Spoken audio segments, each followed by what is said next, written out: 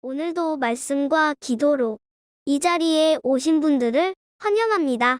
창세기 32장 13절로부터 32절 말씀, 주의 백성이 사는 법. 지금부터 본문을 읽겠습니다. 야곱이 거기서 밤을 지내고 그 소유 중에서 형 에서를 위하여 예물을 택하니 암염소가 200이요 순염소가 20이요 암양이 200이요 순양이 20이요 전나는 낙타 30과 그 새끼요 암소가 40이요 황소가 10이요 암나귀가 20이요 그 새끼 나귀가 10이라. 그것을 각각 때로 나누어 종들의 손에 맡기고 그의 종에게 이르되 나보다 앞서 건너가서 각대로 거리를 두게 하라 하고 그가 또 앞선 자에게 명령하여 이르되 내 형 에서가 너를 만나 묻기를 내가 누구의 사람이며 어디로 가느냐 내 앞에 것은 누구의 것이냐 하거든 대답하기를 주의 종 야곱의 것이요 자기 주 에서에게로 보내는 예물이오며 야곱도 우리 뒤에 있나이다 하라 하고 그 둘째와 셋째와 각대를 따라가는 자에게 명령하여 이르되 너희도 에서를 만나거든 곧 이같이 그에게 말하고 또 너희는 말하기를 주의 종 야곱이 우리 뒤에 있다 하라 하니 이는 야곱이 말하기를 내가 내 앞에 보내는 예물로 형의 감정을 푼 후에 대면하면 형이 혹시 나를 받아주리라 함이었더라. 그 예물은 그의 앞서 보내고 그는 무리 가운데서 밤을 지내다가 밤에 일어나 두 아내와 두 여종과 11 아들을 인도하여 야복나루를 건널세 그들을 인도하여 시내를 건너가게 하며 그의 소유도 건너가게 하고 야곱은 홀로 남았더니 어떤 사람이 날이 새도록 야곱과 씨름하다가 자기가 야곱을 이기지 못함을 보고 그가 야곱의 허벅지 관절을 치매 야곱의 허벅지 관절이 그 사람과 씨름할 때에 어긋났더라. 그가 이르되 날이 새려하니 나로 가게 하라. 야곱이 이르되 당신이 내게 축복하지 아니하면 가게 하지 아니하겠나이다. 그 사람이 그에게 이르되 내 이름이 무엇이냐? 그가 이르되 야곱이니이다. 그가 이르되 내 이름을 다시는 야곱이라 부를 것이 아니요 이스라엘이라 부를 것이니 이는 내가 하나님과 및 사람들과 겨루어 이겼음이니라. 야곱이 청하여 이르되 당신의 이름을 알려주소서. 그 사람이 이르되 어찌하여 내 이름을 묻느냐 하고 거기서 야곱에게 축복한지라. 그러므로 야곱이 그곳 이름을 브니엘이라 하였으니 그가 이르기를 내가 하나님과 대면하여 보았으나 내 생명이 보전되었다 함이더라. 그가 브니엘을 지날 때에 해가 돋았고 그의 허벅다리로 말미암아 절었더라. 그 사람이 야곱의 허벅지 관절에 있는 둔부의 힘줄을 쳤으므로 이스라엘 사람들이 지금까지 허벅지 관절에 있는 둔부의 힘줄을 먹지 아니하더라. 본문 전체 이해와 본문 해석입니다. 에서는 400명의 장정을 동원해서 야곱에게로 오는 중입니다. 시시각각 다가오는 에서의 소문을 야곱은 들으면서 에서를 맞을 준비를 하게 되는데요.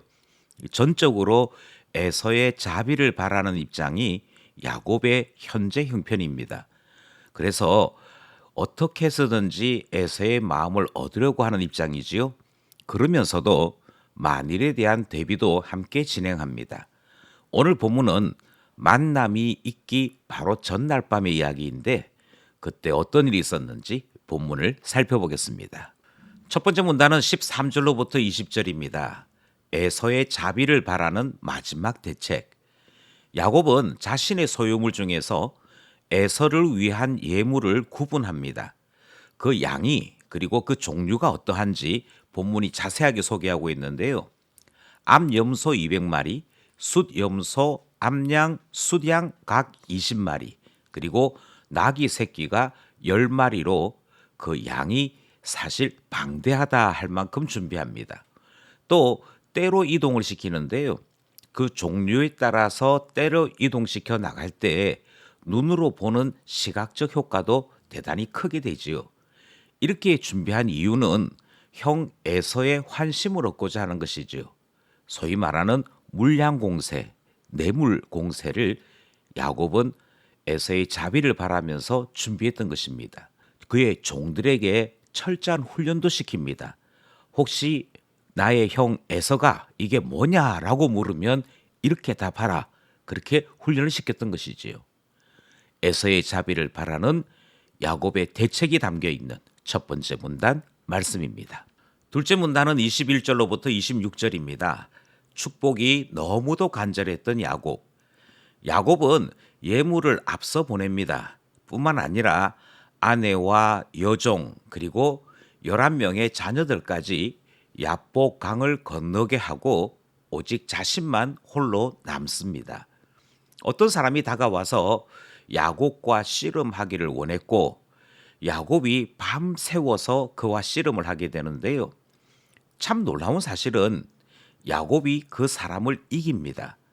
성경 표현대로 하자면 그 사람이 야곱을 이기지 못했다라고 표현되어 있고 그러자 반치까지 쓰게 되는 그런 형편이 나타나지요.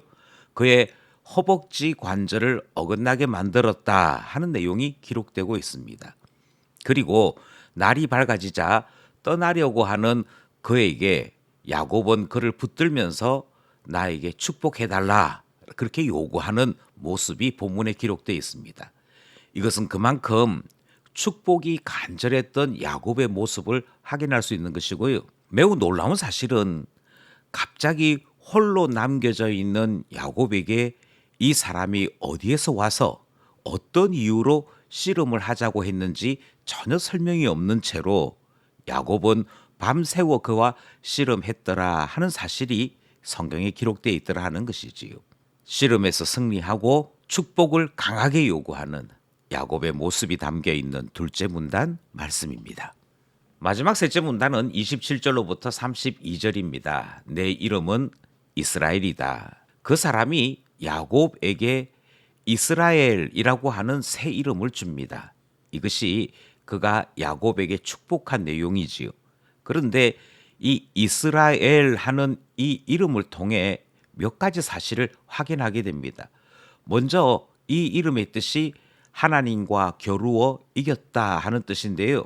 그러면 밤새워 씨름했던 이가 누구라 하는 설명이 되는 거 아니 하나님이라고 하는 설명이 되는 것이지요.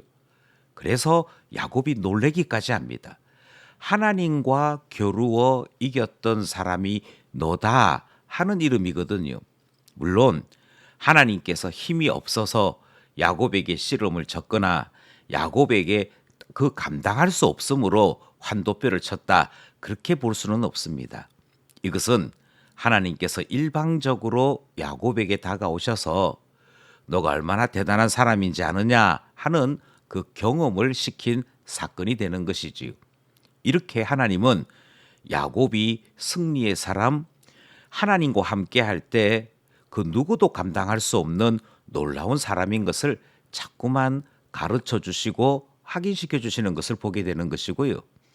너가 이렇게 대단한 존재인데 왜 딴 생각, 딴 마음을 가지느냐 하는 것을 그 몸에 새겨주신 메시지가 바로 씨름했던 것이고 그의 허벅지 관절을 꺾어서 다리를 절개했던 사건이다 하는 사실을 우리는 이름을 통해 알게 되는 것입니다.